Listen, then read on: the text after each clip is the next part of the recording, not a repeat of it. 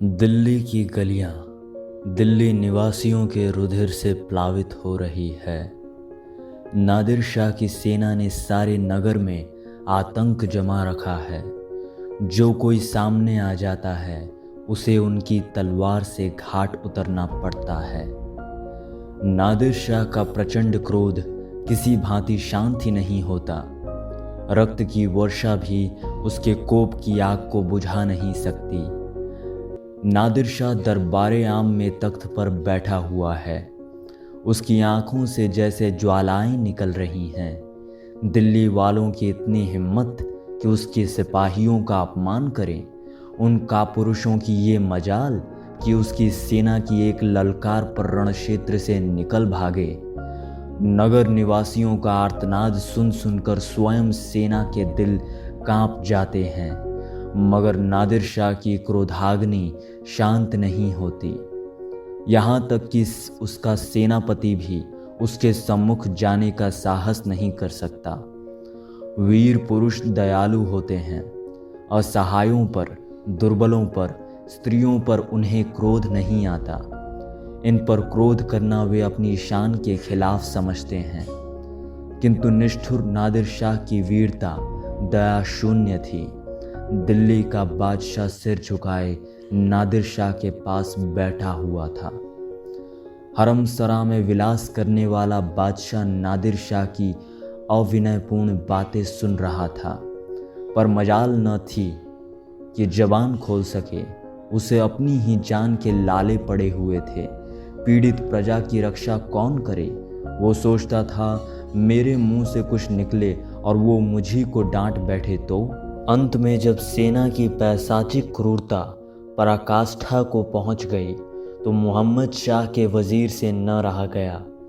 वह कविता का मर्मज्ञ था, खुद भी कवि था। जान पर खेलकर नादिर शाह के सामने पहुंचा और ये शेर पढ़ा। कसे न मांद की दीगर बतेगे नाज खुशी, मगर कि जिंदा कुनी खल्क राव बाज खुशी। अर्थात तेरी निगाहों की तलवार से कोई नहीं बचा। अब यही उपाय है कि मुर्दों को फिर जिलाकर कत्ल कर। शेर ने दिल पर चोट किया। पत्थर में भी सुराख होते हैं, पहाड़ों में भी हरियाली होती है, पाषाण हृदयों में भी रस होता है। इस शेर ने पत्थर को पिघला दिया। नादिर शाह ने सेनापति को बुलाकर कत्लेआम बंद कराने का हुक्म दिया। एकदम तलवारें मयान में चली गई। कातिलों के उठे हुए हाथ उठे ही रह गए। जो सिपाही जहां था वहीं बुत बन गया। शाम हो गई थी। नादिर शाह शाही बाग में सैर कर रहा था। बार बार वही शेर पढ़ता और झूमता। कसे न मांद की दीगर बतेगे नाज खुशी, मगर कि जिंदा कुनी खल्क राव बाज खुशी। दिल्ली का खजाना लुट रहा है। शाही महल पर पहरा है। कोई अंदर से बाहर या बाहर से अंदर आ जा नहीं सकता। बेगमें भी अपने महलों से बाहर बाग में निकलने की हिम्मत नहीं कर सकती। महज खजाने पर ही आफत नहीं आई हुई है। सोने चांदी के बर्तनों, बेशकीमती तस्वीरों और आराइश की अन्य सामग्रियों पर भी हाथ सफा किया जा रहा है। नादिर शाह तख्त पर बैठा हुआ हीरे और जवाहरात के ढेरों को गौर से देख रहा है, पर वो चीज़ नज़र नहीं आती जिसके लिए मुद्दत से उसका चित्त लालायित हो रहा था। उसने मुगले आजम नाम के हीरे की प्रशंसा, उसकी करामातों की चर्चा सुनी थी। उसको धारण करने वाला मनुष्य दीर्घजीवी होता है। कोई रोग उसके निकट नहीं आता। उस रत्न में पुत्रदायिनी शक्ति है, इत्यादि। दिल्ली पर आक्रमण करने के जहां और अनेक कारण थे, वहां इस रत्न को प्राप्त करना भी एक कारण था। सोने चांदी के ढेरों और बहुमूल्य रत्नों की चमक दमक से उसकी आंखें भले ही चौंधिया जाए, पर हृदय उल्लसित न होता था। उसे तो मुगले आजम की धुन थी और मुगले आजम का वहाँ कहीं पता न था। वह क्रोध से उन्मत्त हो होकर शाही मंत्रियों की ओर देखता और अपने अफसरों को झिड़कियां देता था, पर अपना अभिप्राय खोलकर न कह सकता था। किसी की समझ में न आता था कि वो इतना आतुर क्यों हो रहा है। ये तो खुशी से फूले न समाने का अवसर है। अतुल संपत्ति सामने पड़ी हुई है, संख्या में इतनी सामर्थ्य नहीं कि उसकी गणना कर सके। संसार का कोई भी महीपति इस विपुल धन का एक अंश भी पाकर अपने को भाग्यशाली समझता, परंतु ये पुरुष जिसने इस धनराशि का शतांश भी पहले कभी आंखों से न देखा होगा, जिसकी उम्र भेड़ें चराने में ही गुजरी, क्यों इतना उदासीन है। आखिर जब रात हुई, बादशाह का खजाना खाली हो गया और उस रत्न के दर्शन न हुए तो नादिर शाह की क्रोधाग्नि फिर भड़क उठी। उसने बादशाह के मंत्री को, उसी मंत्री को जिसकी काव्य मर्मज्ञता ने प्रजा के प्राण बचाए थे, एकांत में बुलाया और कहा, मेरा गुस्सा तुम देख चुके हो, अगर फिर उसे नहीं देखना चाहते तो लाजिम है कि मेरे साथ कामिल सफाई का बर्ताव करो, वरना दोबारा ये शोला भड़का तो दिल्ली की खैरियत नहीं। वजीर, जहां पनाह गुलामों से तो कोई खता सरजद नहीं हुई, खजाने की सब कुंजियां जनाबे आली के सिपा सलार के हवाले कर दी गई है। नादिर, तुमने मेरे साथ दगा की है। वजीर, आपके हाथ में तलवार है और हम कमज़ोर हैं, जो चाहें फरमाएं, पर इल्ज़ाम के तस्लीम करने में मुझे उज्र है। नादिर, क्या उसके सबूत की ज़रूरत है? वज़ीर, जी हाँ, क्योंकि दगा की सज़ा कत्ल है और कोई बिला सबब अपने कत्ल पर रजामंद न होगा। नादिर, इसका सबूत मेरे पास है। हालांकि नादिर ने कभी किसी को सबूत नहीं दिया, वो अपनी मर्जी का बादशाह है और किसी को सबूत देना अपनी शान के खिलाफ समझता है। पर यहाँ जाति मुआभिला है। तुमने मुगल आजमे हीरा क्यों छिपा दिया? वजीर के चेहरे का रंग उड़ गया। वो सोचने लगा, ये हीरा बादशाह को जान से भी ज़्यादा अजीज़ है। वो इसे एक क्षण भी अपने पास से जुदा नहीं करते। उनसे क्यों कर कहूँ, उन्हें कितना सदमा होगा। मुल्क गया, खजाना गया, इज्जत गई, बादशाही की यही एक निशानी उनके पास रह गई है। उनसे कैसे कहूँ? मुमकिन है वो गुस्से में आकर इसे कहीं फेंक दे या तुड़वा डालें। इंसान की आदत है कि वो अपनी चीज़ दुश्मन को देने की अपेक्षा उसे नष्ट कर देना अच्छा समझता है। बादशाह बादशाह है। मुल्क न सही, अधिकार न सही, सेना न सही, पर जिंदगी भर की स्वेच्छाचारिता एक दिन में नहीं मिट सकती। यदि नादिर को हीरा न मिला तो वो न जाने दिल्ली पर क्या सितम ढावे। आह, उसकी कल्पना ही से रोमांच हो जाता है। खुदा ना करे दिल्ली को फिर ये दिन देखना पड़े। सहसा नादिर ने पूछा, मैं तुम्हारे जवाब का मुंतजिर हूं। क्या ये तुम्हारी दगा का काफ़ी सबूत नहीं है? वजीर, जहां पनाह वो हीरा बादशाह सलामत को जान से ज़्यादा अजीज़ है, वो हमेशा अपने पास रखते हैं। नादिर, झूठ मत बोलो। हीरा बादशाह के लिए है, बादशाह हीरे के लिए नहीं है। बादशाह को हीरा जान से ज़्यादा अजीज़ है का मतलब सिर्फ इतना कि वो बादशाह को बहुत अजीज़ है, और ये कोई वजह नहीं कि मैं उसे हीरे को उनसे न लूँ। अगर बादशाह यूँ न देंगे तो मैं जानता हूँ कि मुझे क्या करना होगा। तुम जाकर इस मामले में उसी नाजुक महफी से काम लो जो तुमने कल दिखाई थी। आह, कितना लाजवाब शेर था। कसे न मांद की दीगर बत्तेगे ताज खुशी, मगर की जिंदा कुनी खल्क राव बाज खुशी। मंत्री सोचता हुआ चला कि ये समस्या क्यों कर हल करूं। बादशाह के दीवान खाने में पहुंचा तो देखा बादशाह उसी हीरे को हाथ में लिए चिंता में मग्न बैठे हुए हैं। बादशाह को इस वक्त इसी हीरे की फिक्र थी। लुटे हुए पथिक की भांति वो अपनी वो लकड़ी हाथ से न देना चाहता था।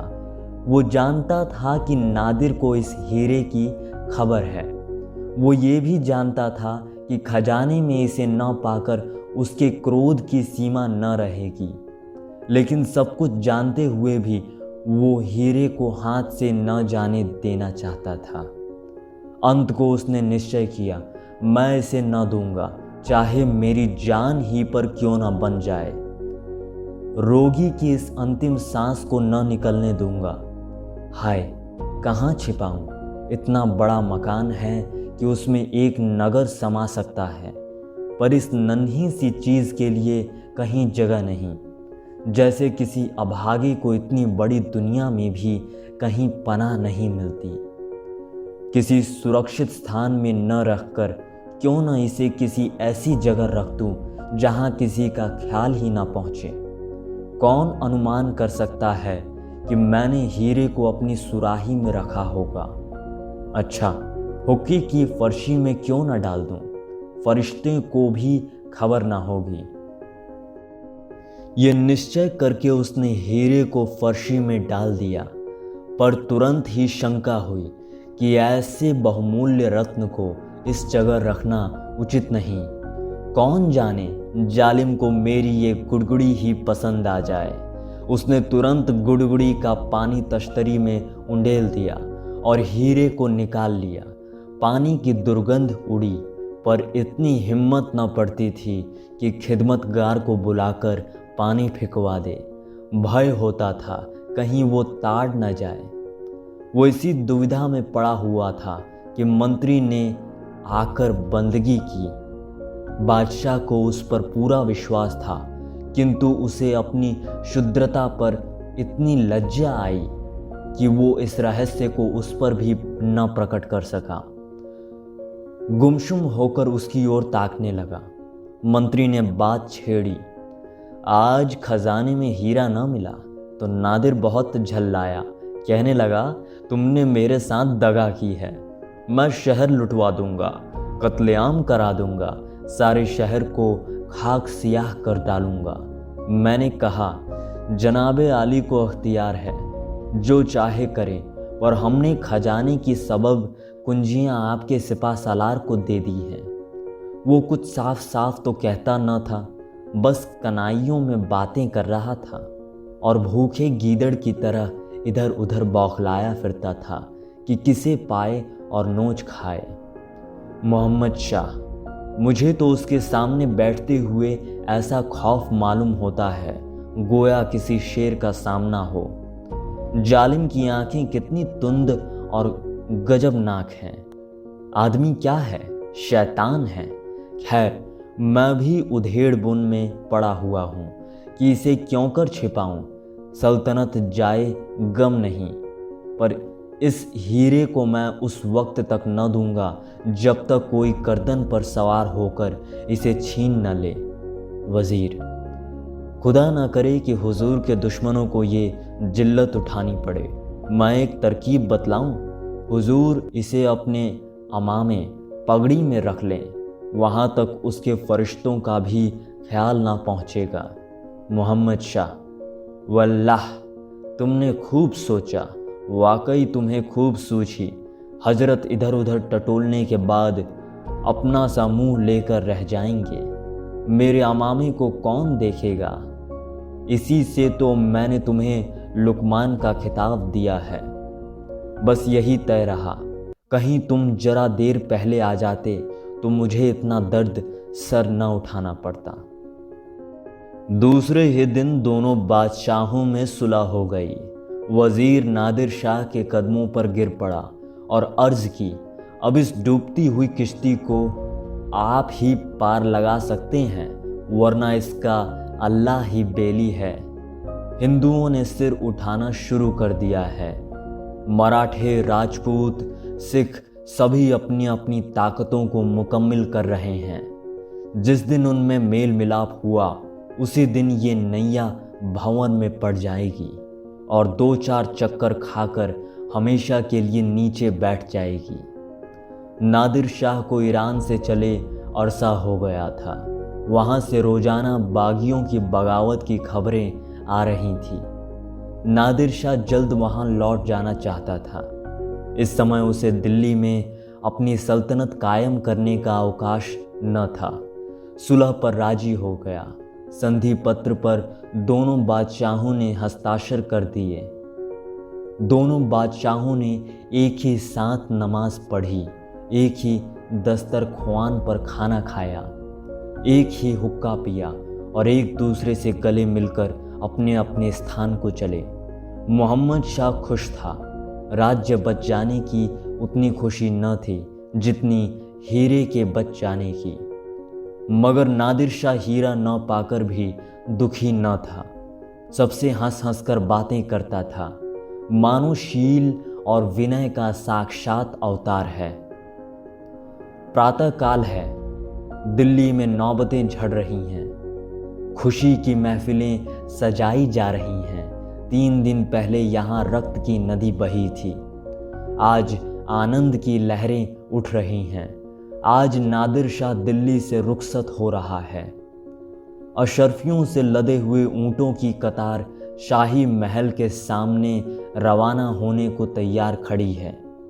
बहुमूल्य वस्तुएं गाड़ियों में लदी हुई हैं। दोनों तरफ की फौजें ने गले मिल रही हैं। अभी कल दोनों पक्ष एक दूसरे के खून के प्यासे थे। आज भाई भाई हो रहे हैं। नादिर शाह तख्त पर बैठा हुआ है। मोहम्मद शाह भी उसी तख्त पर उसकी बगल में बैठे हुए हैं। यहाँ भी परस्पर प्रेम का व्यवहार है। नादिर शाह ने मुस्कुराकर कहा, खुदा करे ये सुलह हमेशा कायम रहे और लोगों के दिलों से इस खूनी दिनों की याद मिट जाए। मोहम्मद शाह, मेरी तरफ से ऐसी कोई बात ना होगी जो सुलह को खतरे में डाले। मैं खुदा से यही दोस्ती कायम रखने के लिए हमेशा दुआ करता रहूँगा। नादिर शाह, सुलह की जितनी शर्तें थीं सब पूरी हो चुकी, सिर्फ एक बात बाकी है। मेरे यहाँ दस्तूर है कि सुलह के वक्त अमामे बदल कर लिए जाते हैं। इसके बगैर सुलह की कार्रवाई पूरी नहीं होती।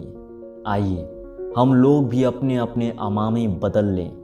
लीजिए, ये मेरा अमामा हाजिर है।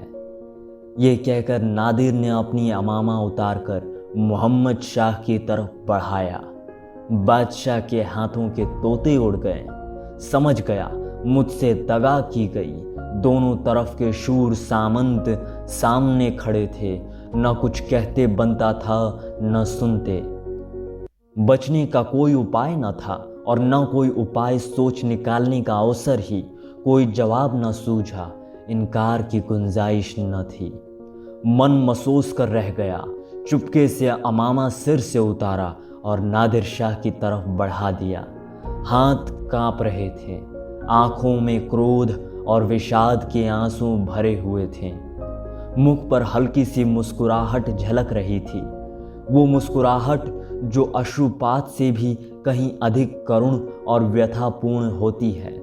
कदाचित अपने प्राण निकालकर देने में भी उसे इससे अधिक पीड़ा न होती। नादिर शाह पहाड़ों और नदियों को लांघता हुआ ईरान को चला जा रहा था। 70 ऊँटों और इतनी ही बैलगाड़ियों की कतार देख देख कर उसका हृदय हाथों उछल रहा था। वो बार बार खुदा को धन्यवाद देता था जिसकी असीम कृपा ने आज उसकी कीर्ति को उज्जवल बनाया था।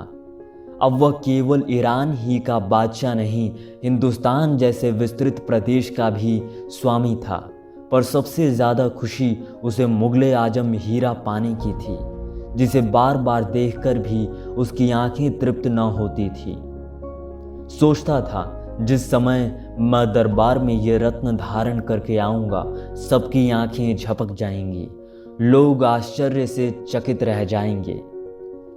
उसकी सेना अन्न जल के कठिन कष्ट भोग रही थी। सरहदों की विद्रोही सेनाएं पीछे से उसको दिक कर रही थी। नित्य 10-20 आदमी मर जाते या मारे जाते थे, पर नादिर शाह को ठहरने की फुर्सत न थी। वो भागा भागा चला जा रहा था। ईरान की स्थिति बड़ी भयंकर थी।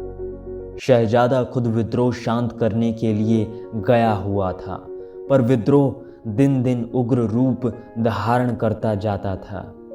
शाही सेना कई युद्धों में परास्त हो चुकी थी। हर घड़ी यही भय होता था कि कहीं वो स्वयं शत्रुओं के बीच घिर न जाए। पर वाह रे प्रताप! शत्रुओं ने ज्यों ही सुना कि नादिर शाह ईरान आ पहुंचा, त्यों ही उनके हौसले पस्त हो गए। उसका सिंहनाद सुनते ही उनके हाथ पांव फूल गए। इधर नादिर शाह ने तेहरान में प्रवेश किया, उधर विद्रोहियों ने शाहजादे से सुलह की प्रार्थना की, शरण में आ गए। नादिर शाह ने यह शुभ समाचार सुना तो उसे निश्चय हो गया कि सब उसी हीरे की करामत है। ये उसी का चमत्कार है जिसने शत्रुओं का सिर झुका दिया, हारी हुई बाजी जिता दी। शहजादा विजयी होकर घर लौटा तो प्रजा ने बड़े समारोह से उसका स्वागत और अभिवादन किया। सारा तेहरान दीपावली की ज्योति से जगमगा उठा। मंगल गान की ध्वनि से सब गली और कूचे गूंज उठे। दरबार सजाया गया, शायरों ने कसीदे सुनाए। नादिर शाह ने गर्व से उठकर शहजादे के ताज को मुगले आजम हीरे से अलंकृत कर दिया। चारों ओर मेहरबा मेहरबा की आवाज़ें बुलंद हुई। शहजादे के मुख की कांति हीरे के प्रकाश से दूनी दमक उठी। पितृ स्नेह से हृदय पुलकित हो उठा। नादिर, वो नादिर जिसने दिल्ली में खून की नदी बहाई थी, पुत्र प्रेम से फूला ना समाता था। उसकी आंखों से गर्व और हार्दिक उल्लास के आंसू बह रहे थे। सहसा बंदूक की आवाज आई, धाएं धाएं। दरबार हिल उठा, लोगों के कलेजे दहल उठे। हाय, वज्रपात हो गया। हाय रे दुर्भाग्य! बंदूक की आवाजें कानों में गूंज ही रही थी कि शहजादा कटे हुए पेड़ की तरह भूमि पर गिर पड़ा। साथ ही वो रत्न जटित मुकुट भी नादिर शाह के पैरों के पास आ गिरा। नादिर शाह ने उन्मत्त की भांति हाथ उठाकर कहा, कातिलों को पकड़ो। साथ ही शोक से विह्वल होकर वो शहजादे के प्राणहीन शरीर पर गिर पड़ा। जीवन की सारी अभिलाषाओं का अंत हो गया। लोग कातिलों की तरफ दौड़े, फिर धाएं धाएं की आवाज आई और दोनों कातिल गिर पड़े। उन्होंने आत्महत्या कर ली। दोनों विद्रोही पक्ष के नेता थे। हाय रे मनुष्य के मनोरथ! तेरी भित्ति कितनी अस्थिर है। बालू पर की दीवार तो वर्षा में गिरती है, पर तेरी दीवार बिना पानी बूंद के ढह जाती है। आंधी में दीपक का कुछ भरोसा किया जा सकता है, पर तेरा नहीं। तेरी अस्थिरता के आगे बालकों का घरौंदा अचल पर्वत है। वैश्या का प्रेम सती की प्रतिज्ञा सा अटल है। नादिर शाह को लोगों ने लाश पर से उठाया। उसका करुण क्रंदन हृदयों को हिलाए देता था। सभी की आंखों से आंसू बह रहे थे। होनहार कितना प्रबल, कितना निष्ठुर, कितना निर्दय और कितना निर्मम है। नादिर शाह ने हीरे को जमीन से उठा लिया। एक बार उसे विषादपूर्ण नेत्रों से देखा, फिर मुकुट को शहजादे के सिर पर रख दिया और वजीर से कहा, यह हीरा इसी लाश के साथ दफन होगा। रात का समय था। तेहरान में मातम छाया हुआ था। कहीं दीपक या अग्नि का प्रकाश न था। न किसी ने दिया जलाया और न भोजन बनाया। अफीम मच्छियों की चिलमें भी आज ठंडी हो रही थी, मगर कब्रिस्तान में मशालें रोशन थी। शहजादे की अंतिम क्रिया हो रही थी। जब फातिमा ख़त्म हुआ, नादिर शाह ने अपने हाथों से मुकुट को लाश के साथ कब्र में रख दिया। राज और संगत राश हाजिर थे। उसी वक्त कब्र पर ईंट पत्थर और चूने का मज़ार बनने लगा। नादिर 1 महीने तक एक क्षण के लिए भी वहाँ से न हटा। वहीं सोता, वहीं राज्य का काम करता था। उसके दिल में ये बात बैठ गई थी कि मेरा अहित इसी हीरे के कारण हुआ, यही मेरे सर्वनाश और अचानक वज्रपात का कारण है।